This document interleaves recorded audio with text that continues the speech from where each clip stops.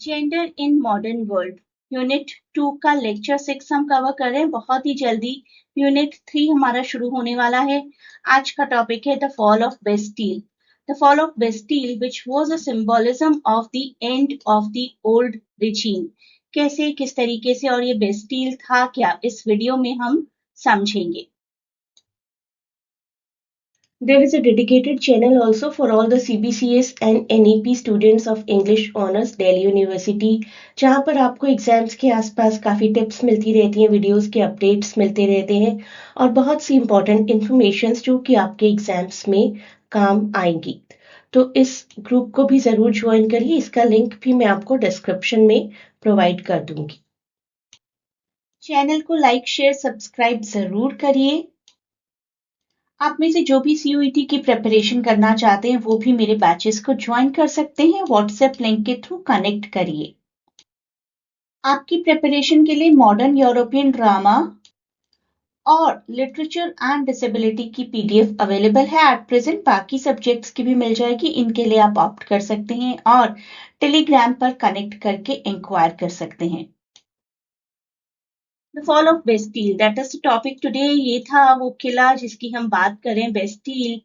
It was attacked by a crowd on 14th July 1789, the year of revolution during the French Revolution, and it became an important, very significant symbol for the French Republican movement. एक symbolism माना जाता है जहां से कि पुराने regime का भी फॉल शुरू हो गया था। It was not only the fall of this fortress but the fall of the old regime.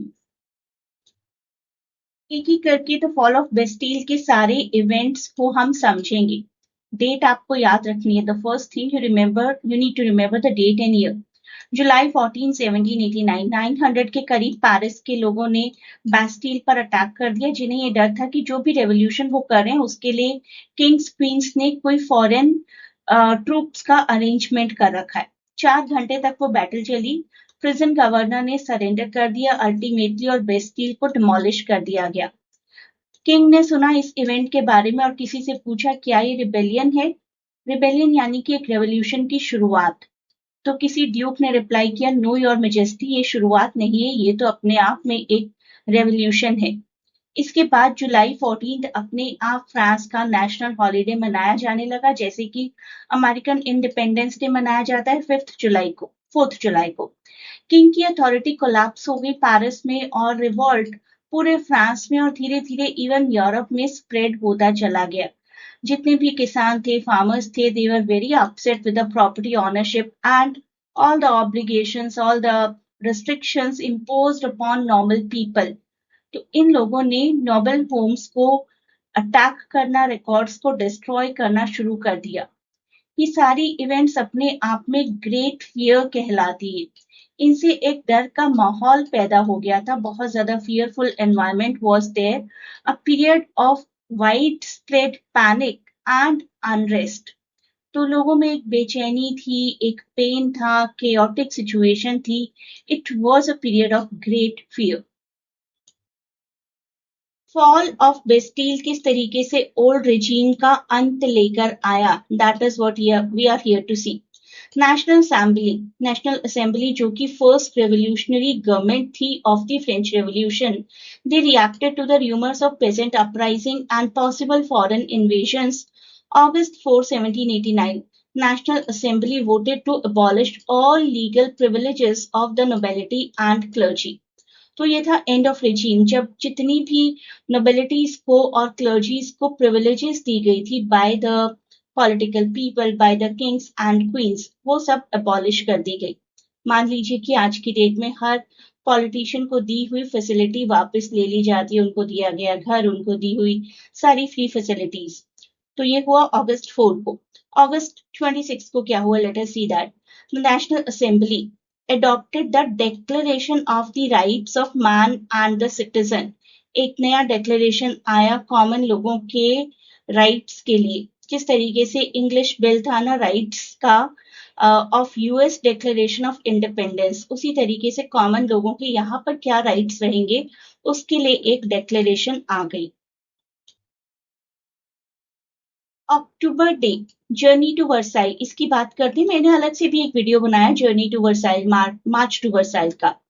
October 5th 1789 की बात है। 6000 विमेन थी, उन्होंने कुछ वेपन्स इकट्ठे किए और पेरिस में इकट्ठा हो गई वो, और किंग से ब्रेड डिमांड करने लगी।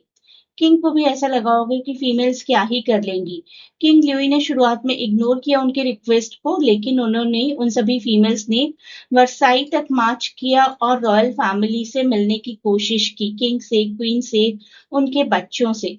दे वांटेड टू टेल कि कितनी बड़ी ट्रबल है ब्रेड की अवेलेबिलिटी ना होना। किंग ने प्रॉमिस किया कि I send grain to Paris, लेकिन सिर्फ प्रॉमिस तो काफी नहीं था। उन्होंने पूरी रॉयल फैमिली को प्रेशराइज किया कि पहले अपने प्लेस में वापस तो आइए, फिर बात करिए हमसे।